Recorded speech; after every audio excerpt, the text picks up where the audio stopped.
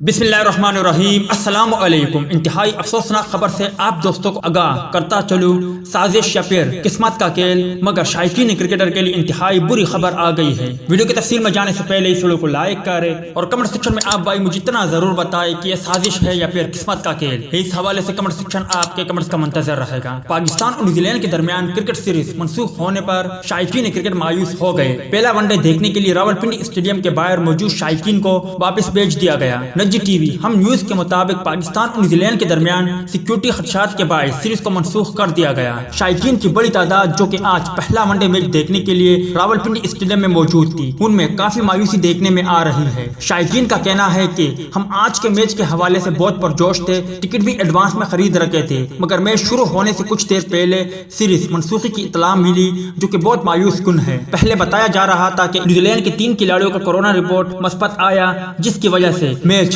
ताखीर का शिकार हो सकता है। ताहम बाद में पाकिस्तान क्रिकेट बोर्ड ने ऐलान किया है कि सिक्योरिटी खदशात के पेश नजर पाकिस्तान और न्यूजीलैंड के दरमियान क्रिकेट सीरीज मनसूख कर दी गई है। पाकिस्तान क्रिकेट बोर्ड की जानिब से जारी करदा बयान में कहा गया है कि न्यूजीलैंड की जानिब से सिक्योरिटी खदशात का इजहार किया गया है। सीरीज को न्यूजीलैंड की जानिब से एक तरफा तौर पर मनसूख किया गया है।